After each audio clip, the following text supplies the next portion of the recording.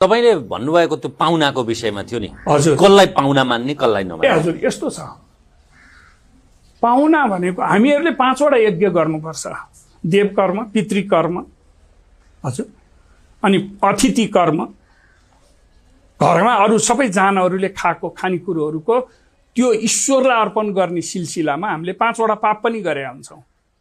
आगो बाल्दा पाप हुन्छ त्यहाँ भएका किरा भुसुना मर्छन् हजुर यसो कुचो लाउँदा पाप हुन्छ त्यहाँ पनि मर्छन् हो यस्तो पाप चाहिँ यस्ता धेरै पापहरू मध्ये केही पाप चाहिँ हाम्रो पाहुनाले चाहिँ हामीलाई धर्मतिर लैदिन्छ अतिथि देवो भव अतिथि देवो भव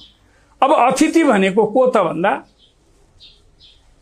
कुनै पनि कुरोको कल्पना पनि नगरेको मान्छे चिनेको आफन्त सोझ्दा त अतिथि हुँदै होइन अनि भेटिएपछि त्यसलाई केही नसोधिकन आउनुभयो राजस हजुरलाई के टक्राउँ भनेर भित्रबाट खुलेर खुवाएर हिँड्ने बेलामा पनि हजुर के थरीमा हुनुहुन्छ नि सोध्न पाइँदैन के जातको नि सोध्न पाइँदैन किनभने ईश्वरको जात हुँदैन शिव संकल्प मस्तु पाहुना भनेको शिवै हुन् त्यो हिसाबले खुवाउने हो त्यो त हाम्रो उसमा छँदै छैन अलिअलि चाहिँ यो पूर्वको माथि माथि लेकतिर रहेछ पश्चिममा पनि कास्की कटेर पर गएपछि पाल्पा गुल्मीतिर रहेछ त्यहाँ सोध्दैनन् साँझको बेला पाहुना आइपुग्नु भयो ल बस्नुहोस् देवता भन्छन् भित्र जान्छन् के खुवाउने हो खुवाउँछन् सुताइदिन्छन् ऊ कतिखेर जान्छ उनीहरू आफ्नो कामबाट त्योसँग नजिकै हुँदैन जाने बेला हस्त हजुर नमस्कार भनेर छोडिदिन्छन् गर्नुपर्ने त्यो पाहुना भनेको यो हो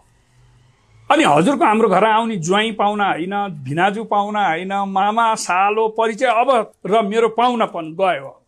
अब हजुर र म परिचित भयौँ परिचितमा पाहुना हुँदैन अब हजुरलाई मैले खुवाएँ नि हजुरले मलाई खुवाए पनि पाहुना हुँदैन तर अहिलेसम्म हुन्थ्यो मैले हजुरलाई चिनेको थिइनँ मैले चिने त मिडियामा देख्थेँ तर मैले चिनेर भएन नि सेन्ट्रल पोइन्टमा बसेकोलाई सबैले चिन्छन् मिडियामा आउनेलाई सबैले चिन्छन्